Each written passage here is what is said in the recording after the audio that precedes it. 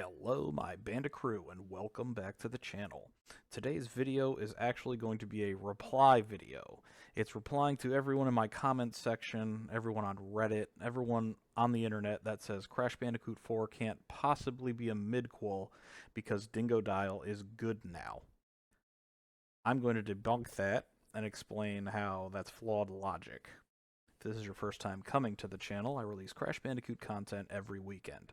I discuss lore, theories, news, we do game reviews, toy reviews, tier lists, interviews, I have a podcast, so pretty much anything and everything Crash Bandicoot related is discussed here. So if that sounds like something you might be interested in, maybe consider subscribing.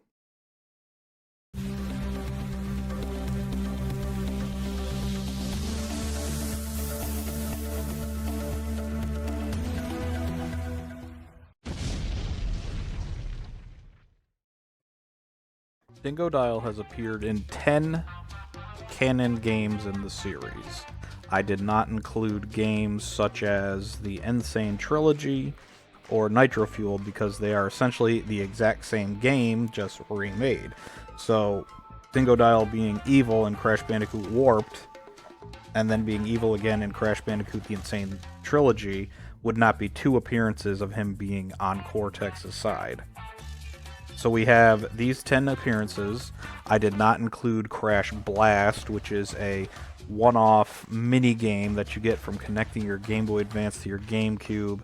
I did not count the handheld retelling of the Radical games because those are not in continuity with the main series. I did not include Dingodile's appearance in one of the mobile racing games because that game didn't even have a story. So these are the 10 canon appearances of Dingodile, and I'm going to go over each game and where Dingodile stands. So his first canon appearance would be in Crash Bandicoot 3 Warped, in which he is definitely on Cortex's side. He has his flamethrower, he's attacking a penguin, and he is trying to get the crystals back from Crash to bring to Dr. Cortex. Each game, we will have Cortex's side, Crash's side, the Earth side, his own side, or Hypnotized as one of the possible rankings, I guess you could say, for Dingodile's stance in the game. So, Warped, he's absolutely 100% on Cortex's side. In Crash Bandicoot 4, Dingodile is on Crash's side. He is joining him to help save the multiverse and return home. And I see people say, oh, he retired and started opening up restaurants.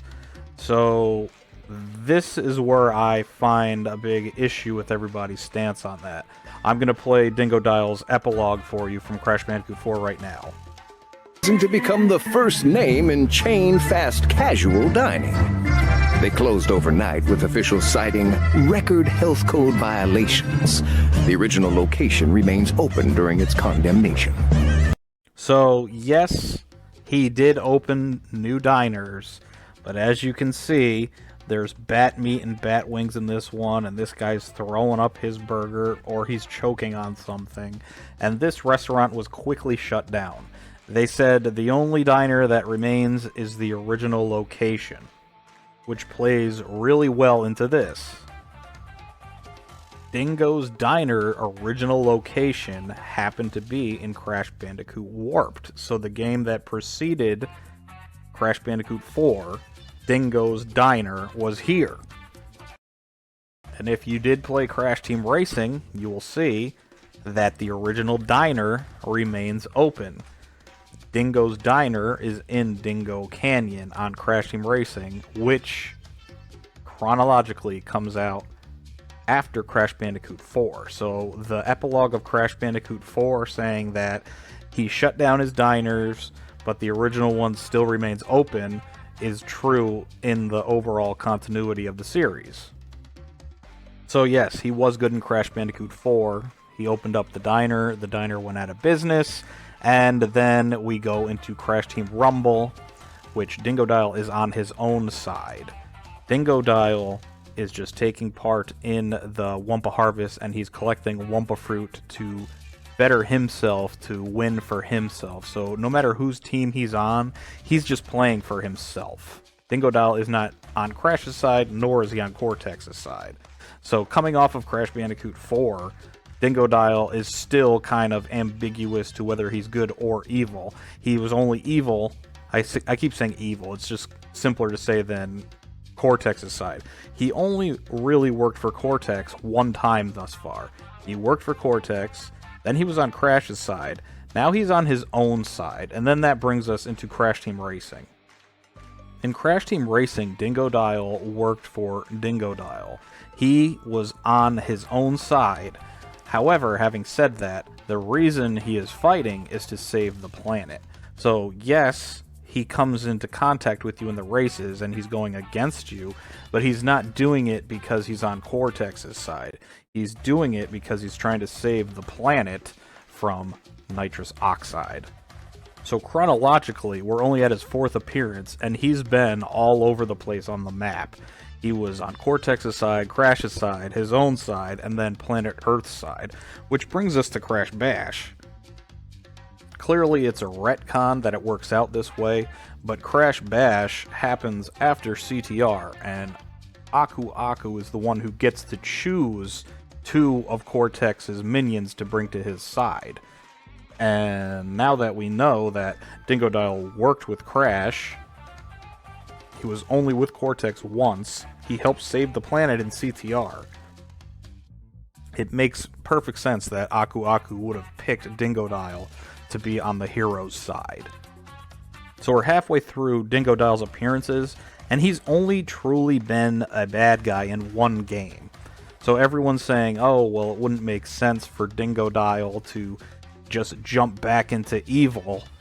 He still hasn't jumped back into evil, and we're all the way up to Crash Bandicoot, The Wrath of Cortex. That's how long it took for Dingodile to get back to the evil side. And it's truly ironic because Uka Uka himself says that their evil is lacking, and even has a chart showing how bad they're doing. In The Wrath of Cortex, Dingodile is on Cortex's side. He is a very minor character in this game. He shows up as a stage hazard in the Atmosphere levels, the hamster ball where you're rolling around. He also is a character in the Jeep races, and he also flies one of the gliders in the glider level. So yes, he does have a presence in the game, and he is technically on Cortex's side, but he's not a big threat, nor is he like a main boss in this game. So his second appearance of being bad isn't even all that bad. Then we move on to one of my favorite appearances of Dingodile, and that is Twinsanity. I have another clip for you. So this is another appearance of Dingodile working for himself.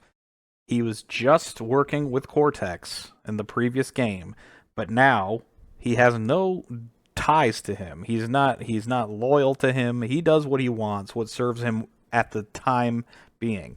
And Cortex was gone for years, frozen, and Dingodile did not go search for him. He did not go look for him. Dingodile was fine just being Dingodile. And that is Crash Twinsanity right now. This is Dingodile going not against just Crash, but also Cortex. Dingodile's on his own side this time.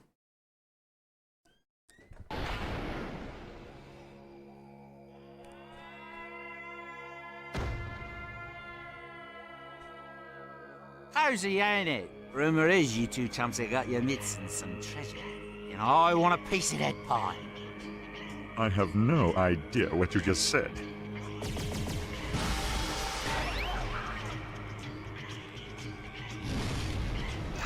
So it appears he was sick of being treated as a minion, and he just wanted treasure for himself.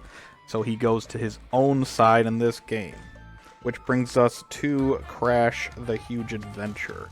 Crash the Huge Adventure, Dingodile is on Cortex's side again, and at the very end of the game merges with him to become Megamix.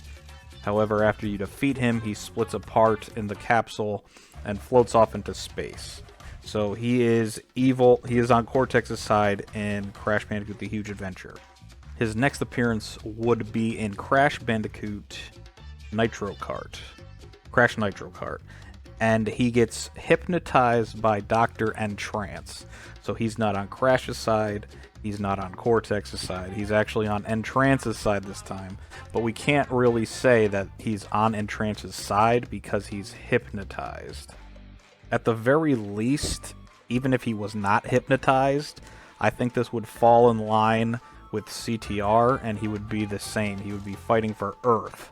He would be going against Velo on Cortex's side, but Cortex's side would be Earth's side. So it would be them going against Velo to save planet Earth. But since he was hypnotized, none of that really matters. It just counts as him being hypnotized. Which brings us to our last appearance of Dingodile in the timeline, and that is Crash on the Run. It is implied that Dingodile works for Cortex this time around. It's never explicitly stated. You do have other factions in the game, like Female Entropy swooping in, and you have Oxide who shows up, Dark Spyro, and the Noid of all characters. So each season there seem to be new guys coming in that weren't really directly working for Cortex. It's never stated he worked for Cortex, but we'll just say, for simplicity's sake, that yes, Dingodile was working for Dr. Cortex in Crash Bandicoot on the Run.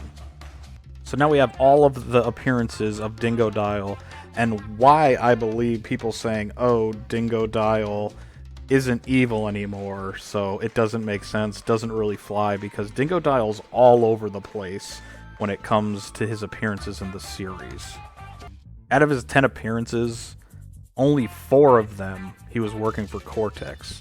So if you combined Crash's side, Earth's side, his own side, and being hypnotized, all of which are not working for Cortex, that's 60%. He is more often not working with Cortex than he is working with Cortex. So in the grand scheme of things, Crash Bandicoot 4 can easily fit in the timeline because Dingodile's all over the place. He goes where it suits him best. So when he is working for Cortex, it's probably because he's getting paid or something.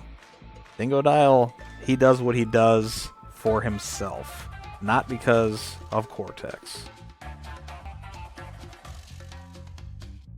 So I hope you guys were entertained and educated, and you learned a little bit about the Crash Bandicoot lore. And now if anyone says to you, oh, Dingodile's a good guy, or oh, Dingodile's a bad guy, you can just tell them, no, Dingodile is a Dingodile guy.